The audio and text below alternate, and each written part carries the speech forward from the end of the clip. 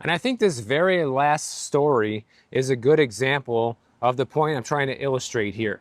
Because according to Cotality, which was formerly CoreLogic, they came out with a chart recently that shows us there are only 14 states in the United States right now where homeowners have not been losing equity. Meaning that in all the other 36 states, homeowners have been losing equity, which means that if you are hoping that your home is a hedge against inflation right now, this is kind of working against you as well. Now, this doesn't mean that everyone's equity has evaporated, okay? Because the average US borrower still has about $307,000 in equity, but that's just the average. Remember, the average number is not a fair representation of what most people have because it's an average, it's not the median. But take a look at this map right here, and what do you see? Only the states in red are the ones that are seeing a positive increase in equity year over year right now. And it's just a handful of states in the Midwest and the Northeast, which is not even a surprise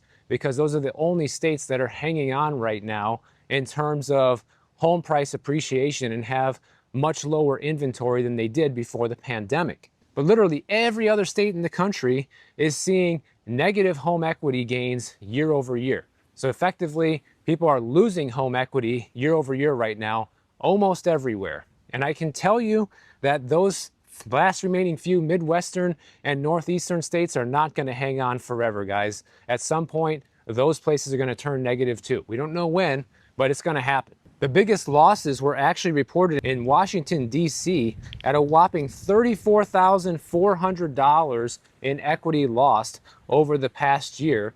In Florida, the average household lost over $32,000 in equity.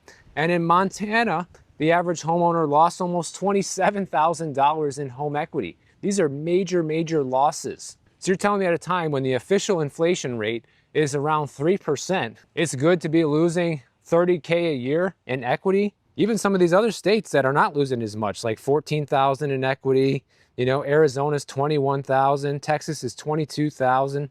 California's $24,000. Even the Midwestern states that don't have as much to lose, like Iowa, for example, they're negative $3,000 year over year. That might not sound like a lot, but if your house is only worth $150,000, well, $3,000 less is a bigger percentage than it would be on a house that loses $3,000 in value that's worth $500,000. Now, in contrast, the states with the highest gains were Connecticut, seeing 37,400 increase in equity year over year, New Jersey at 36,200 increase, and Rhode Island at $31,200 increase year over year. But my point remains the same, that buying real estate as a hedge against inflation probably isn't the best bet, especially under this environment, unless you can find a good cash flowing property in an area where values are increasing. But almost nowhere are values increasing right now. Pretty much exclusively needs to be in the Midwest or in the Northeast, and good luck finding a cash flowing property in many of these areas. Because in most of these areas now, it is more expensive to be a homeowner than it is to be a renter, which means that you're not going to be able to find a cash flowing property.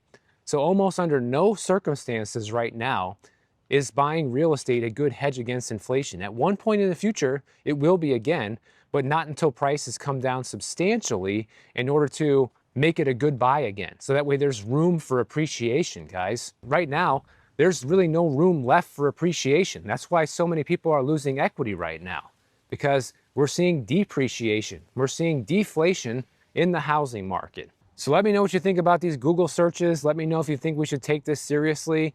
I think this is about as serious of a warning as it gets, showing what real people are really looking up. That's going to tell us a clearer picture and more truth than anything you're ever going to hear on the news. So if you guys enjoyed this video, make sure you subscribe to the channel. And if you don't want to wait for my next video to come out, check out this one on the screen right over here, and I'll see you in the next one.